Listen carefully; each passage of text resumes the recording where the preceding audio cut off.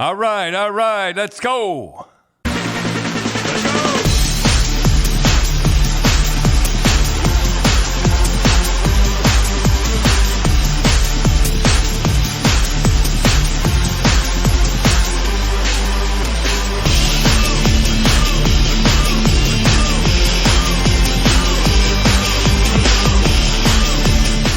All right. And what are we going to talk about today? Before we get going, Dad, last week there was some big baseball games on. The Jays are kind of I watched every one of them. So my question is, did you watch the Jays game or did you watch Tombstone that was on like 5 times last week from AMC? I'm such a Wyatt Earp fan that I did watch. How many times have you seen that movie? I bet you I've seen that movie about 50 times. What is it about men with that movie? Like, what's the allurement of? I don't get it. Know I what tried it is. watching it. I couldn't. There is not one slow part in that whole movie. No. Well, just when Wyatt Earp's with the girl. I like when he says, "Say when." Yeah. Well. I mean, I think that's Val Kilmer's best movie, and I think it's Kurt Russell's best movies. Oh, Kurt Russell's best movie for sure. Michael Behan, he played Johnny Ringo. I think that's one of his best movies, and he was an alien. That guy. So, but people might not know that. I think maybe, Dad, your last vacation. My last time I went away. Well, you went down to Tombstone. I went down to Tombstone, and boy, oh boy, when I couldn't believe that, and we were the only ones that. Yeah, well, it's pretty cool if you like westerns because they're walking around, everybody's in costume, and you can ride a stagecoach, and they tell you all the stuff that's going on. Yeah, we went in a stagecoach, and they call it a town too tough to die because it burned down a bunch of times. But boy, it's a lot of violence in that whole thing. But the funny thing was, the only building that's still original is the Birdcage Saloon, and we went into that, which was really something. And I actually stood on the boards that everybody else stood on. Wyatt Earp, and they were all in, and you could see the bullet holes in the stage where the Cowboys were shooting and stuff. But the funny thing, you and I, you kind of walk in, and there's an entry, and they give you a little free tour of what it's all about, and then everybody's not kind of paying attention and like that. And then they go, and that up there, that terrace up there, that's where the hostesses used to walk back and forth. Oh, yeah. And everybody wake up then. Yeah. And that's where they said the origin of catwalk came. Really? They'd walk back and forth. And So that's what they call ladies of the evening, hostesses back then. Hostesses, yes. Oh, yes. And we were the only ones that went in the back. Yeah, it was like $10 to go in the back, and nobody go in the back. And then, it was just like in the movies. Like there was the stage, and then there was like the little boxes that everybody was in, and then they had the Pharaoh It wasn't table. very big though. No, it wasn't very big, and they had the bullet holes in the stage and all that. So it was. I just love Tombstone. That movie Tombstone. That was my favorite movie. So, Dad, big news in Leafland this week. The coach, Keefe, got extended 2 more years, which... So that means 3. So he's got this year and 2 more years. Yeah. So which is kind of surprising that... You know what I think happened there, Tim? I think he blamed everything on Dubas. Yeah, I could see that. You know what I knew when I saw him point up above? That was my decision when he put in that goaltender. Yeah, when he put in the rookie goalie, and then, he gave Martiners and Matthews heck, and then he had to apologize the next day, which was totally embarrassing. And you just don't do that. Right. So let me ask you, though, Dad, if that happened, and, there's some other things that you and I and Cindy have talked about that it looks like Dubas was meddling. So you would say, so the players would know that Dubas is calling the shots. Yeah, he knows he was calling the shots. When he pointed up above, I said he's not calling the shots. So so do the players lose respect for Keefe if that? They sure do. And I don't think this. I believe that he'll coach the way he likes to coach this year. Dad, I got a question for you with coaching now versus when you coached. Is it hard to motivate these kids that have $45 million contracts, long-term contracts? I mean, what leverage do you have? Like, you can't bench or not dress a kid that they're paying all that money for. So what do you do? I don't know what you do. I know in the Boston Bruins, everybody had 1 year, 2-year contract. And I remember Park was the highest paid. Park was getting 2 1/4, and I think Bobby Bobby, no, I won't go into again. But what happened to Bobby on his? We already went through. Yeah, it. we talked that last week. Yeah, last week we talked about it. He could have got 18% of the Bruins. 18%. But like, what does Keefe? So let's say we'll pick Nylander, let's say, and he's not back checking and he's not working hard or whatever. Like, what can Keefe do? Like, he can't. I think one player said to coach, he was the best. He says, "I'll be here a lot longer than you." And the guy was fired that year. Well, that's what I mean. They have no leverage. Like, what do they do? I don't know. I was the luckiest guy in the world. I thought it was my team. That's right. And if the guys didn't produce, I mean, you got rid of a lot of guys that didn't do what you said. Well, Holy smokes. I think we got rid of most of the guys. You did. That's after that first year. You got rid of half the team. Yeah, I agree with you, Dad. I think, like, you never see a GM get the old coach and give him an extension. So I think he had a long talk with them. But, he threw Dubas under the bus, and Dubas kind of threw Shanahan under the bus. So it's all working out. And Dubas ended up with, and that was a pretty good thing getting Carlson. Carlson. Yeah, you're right. I mean, Dubas has done pretty good. I mean, you look at that power play. They got Letang and Carlson on the point. You're not going to get two better guys than that. They can shoot the puck and they can handle a puck. And then you got Malkin, and then you got Crosby, and then you can have anybody standing in front. Yeah. And they got, you look at spreads, like I looked on their website the other day, spreads.ca, our sponsor, and if you bet $100, you get almost 150 back that they will make the playoffs.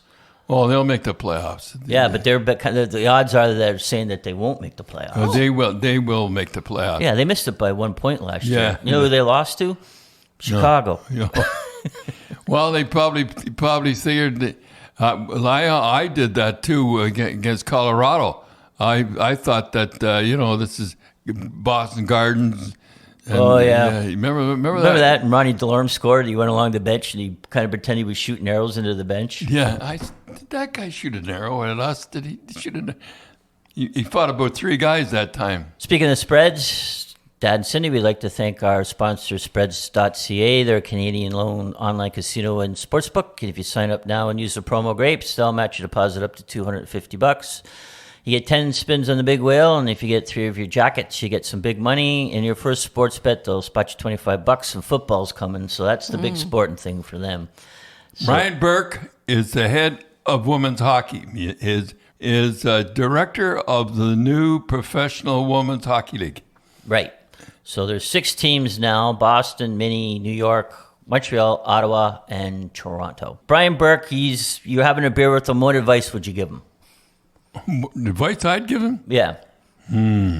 Well, first of all, I'd say let them hit, and they hit anyways.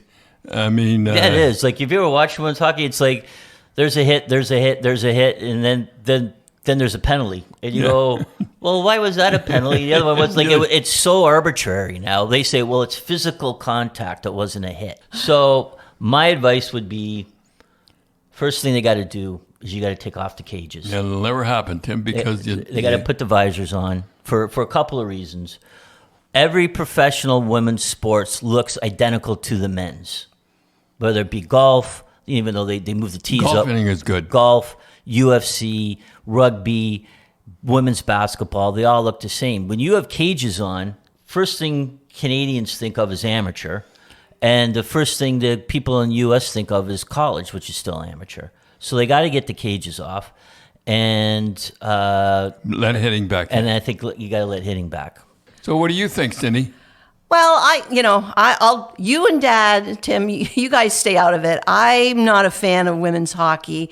I just believe that, a sport has to be entertaining. I think we've lost perspective what a sport's supposed to be. It has to be entertaining, and I personally feel that women's hockey is like a watered down version of the men playing hockey, and I wouldn't pay to watch it. I mean, as much as and I feel these sports announcers on TV, which they have to say we have to go out and support the women and all that.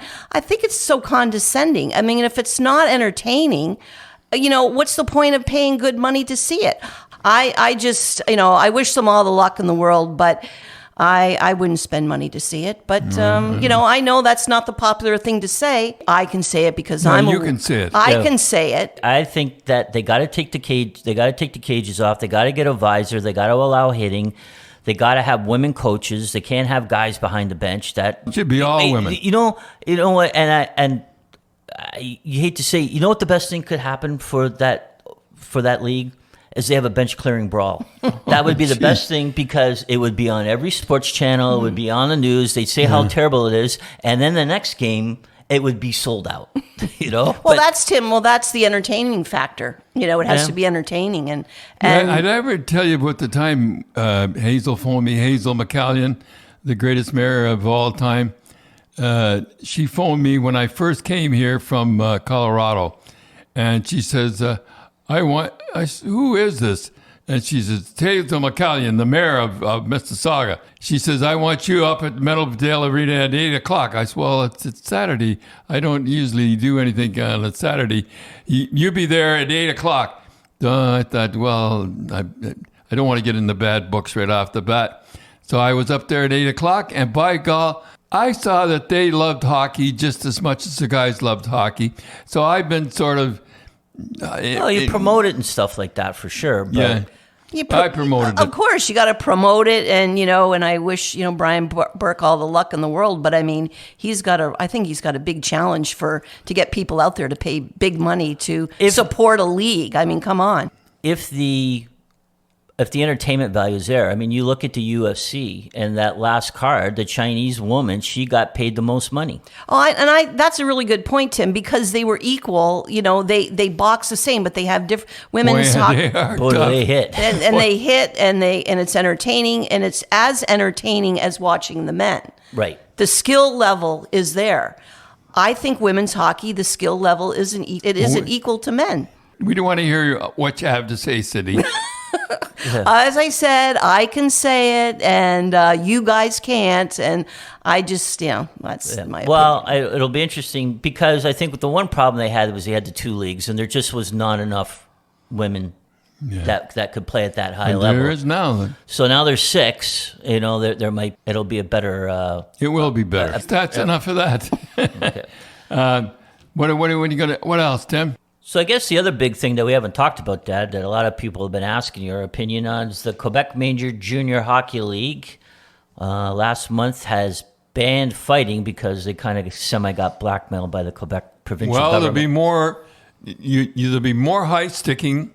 There'll be more running around. There'll be more because you cannot retaliate. Yeah. And like when you hit a smaller guy, I'm picking the Leafs this year, by the way.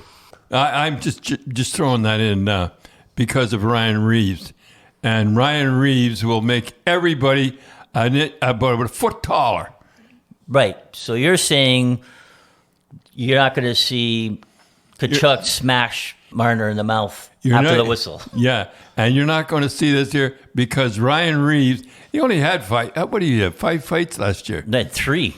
I think he's had like 4 fights in the last 2 years. It's the idea that he's there, that you don't do fooling around with the stars. Well, Tim, I get it. They don't like fighting, I guess, in Quebec or something. But there's got to be an agenda or something more to it than just that. Was there a political thing involved? Or what was the real story behind all this? So what I read was during the pandemic, they shut down, and the Quebec Major Junior went to the Quebec provincial government to say we need some money, and basically what I read in the paper or on the internet, that the Quebec they'll say yes, we'll give you the money, but you have to ban fighting. And the guy that was the head guy was Enrico Ciccone, who was kind of a goon back in his day. Yeah. And the funny thing was, he says, I don't want the kids to. He fought he played 30 years ago, so like quarter of a century ago he was playing. And he goes, I don't want the kids to go through what I went through. But there's hardly any fighting now. Sam Bonus was the guy that had 5 fights last year. And he had the most fights. He had the most fights with 5 fights. But it's not the same. Like Charlottetown last year, in 68 games, they led the queue in fights. You know how many fights they had? 16. 16 fights. Out of the whole season. Out of the whole season. Oh, and so, I mean, a guy like that, he's a politician now, right? Yeah, they all have an agenda. Yeah. But you're right, Dad. Like a guy like Reeves, he's going to settle down, just like there's a tough guy in the Quebec League who's going to settle down anybody running at the young kids. There'll be nobody that smash Marner in the face. And remember, they got that kid. Yeah, gave him a concussion. He was out. Just having Reeves around will stop that with nonsense. Okay, Tim. So this league is in the CHL, right? So they're going to play against the OHL, the WHL. So what happens? They have different rules than the other provinces. So how's that going to work when they go to the Memorial Cup and they're not used to the rough, tough hockey, and they're used to the dirty hockey where they can't fight? What happens then? They'll be high sticking. Be high sticking in that there. Like you would I think said. the league, the CHL, would have the same rules throughout Canada. Yeah, would but that not make sense? Yeah, but the CHL, like each one of those leagues is their own fiefdom. I right? get it. And that's why Do I they're know in, that? That's it, and that's why they're in the problems that they have. Right. I don't know what they'll do. So it's funny though. Quebec, I mean, the people in the queue, they didn't want to, but they had to get the money to survive. And then the OHL was kind of like, we got to, we saw, we're going to, we'll see how it goes. The WHL goes, no, we're fine. Gotta love the WHL. They do as they want to do. Well, I know the WHL does what they want to do, and it's tough hockey out there, and that's why everybody wants a tough, big defenseman from the WHL, right? So you dealt with the WHL. Oh, right? I love the WHL. Here I live in Ontario. When I was with the Kidney Foundation, all I did was work with the Western Kidney Foundation of Canada. And you know what? I was on a 3-year campaign with them, with the WHL, to raise money for kidney transplants, organ transplants, to promote it. We raised close to $700,000 via the WHLs. And you know what? I couldn't get Ontario to do it. I couldn't get anyone else to do it. And the WHLs, they stood up and we raised a lot of money. They have a lot of guts at WHL.